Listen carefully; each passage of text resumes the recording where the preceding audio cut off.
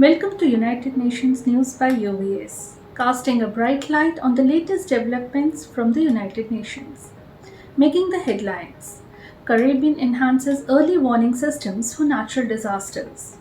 Faith leaders to find HIV-positive children who have been hidden. 500 million South Asian children at high risk amidst heat crises.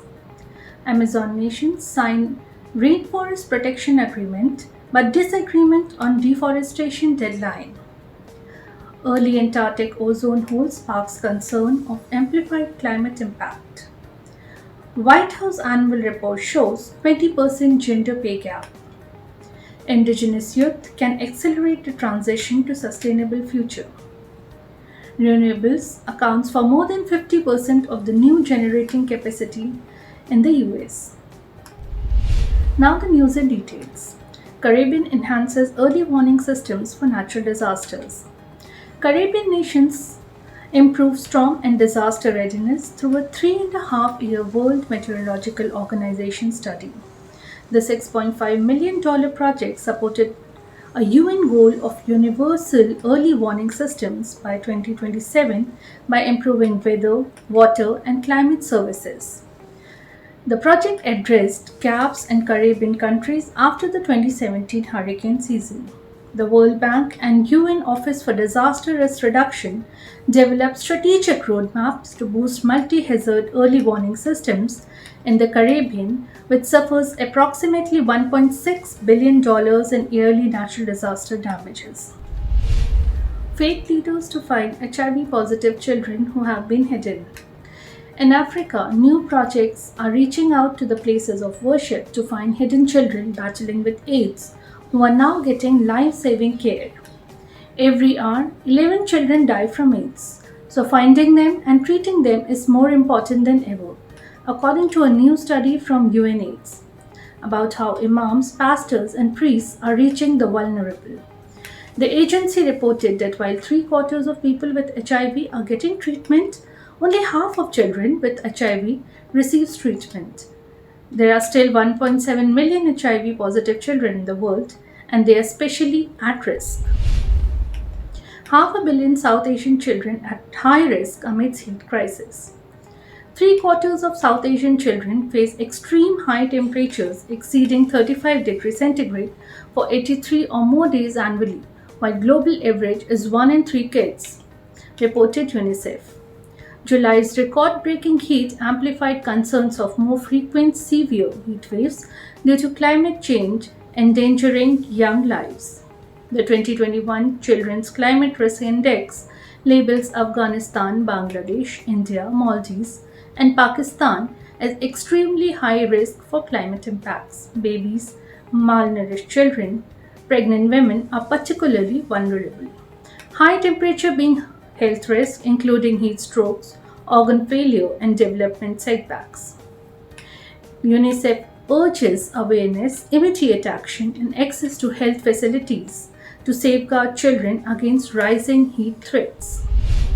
Amazon nations sign rainforest protection agreement but disagreement on deforestation deadline. Representatives from Amazon basin countries inked the Belém Declaration pledging to safeguard the world's largest rainforests. The accord entails joint environmental measures and policies, but conscience of halting deforestation remains elusive.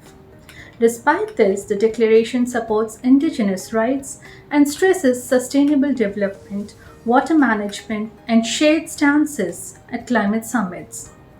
Brazilian President Lula asked unity in ending deforestation by 2030, though the agreement empowers individual nations to establish their deforestation targets.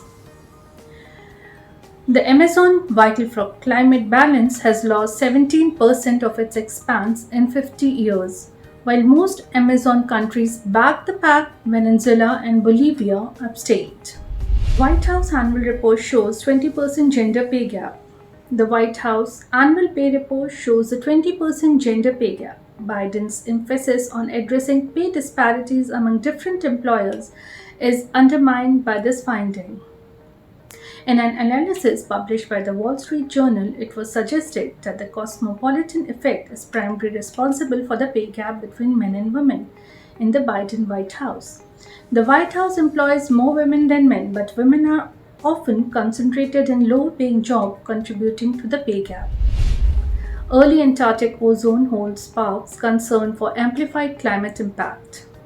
The Antarctic ozone layer is forming a hole earlier than usual this year, raising concerns of a larger than average hole that could intensify warming in the Southern Ocean.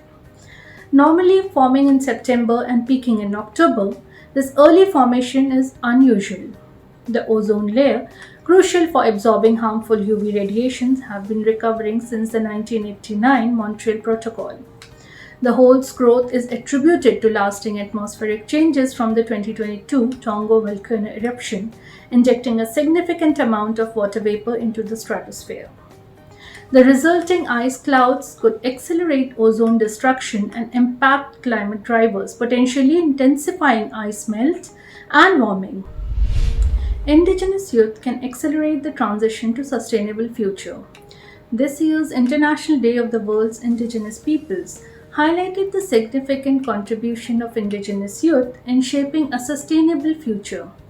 The UN Climate Change Exclusive Secretary remarked that while the Indigenous people represent about 6% of the global population, they protect nearly 80% of the world biodiversity. The youth, equipped with contemporary skills, were acknowledged to be the catalyst in changes in climate policies and actions at all levels. The UN Framework Convention on Climate Change promotes the inclusion of Indigenous youth through the local community and the Indigenous Peoples Platform. Renewables account for more than 50% of the new generating capacity in the US. According to the data released by the Energy Regulatory Commission, renewables, including solar, wind, hydropower, among others, accounted for more than 52% of the new power generation capacity added in the first half of 2023. The remaining capacity comes from natural gas and oil. In total, the mix of all renewables accounts for about 28% of the total available installed generating capacity. Over the next 3 years, the agency projects renewable energy sources to account for more than 33% of the installed generating capacity. That's all for the news today. See you next week with more interesting news from the UN.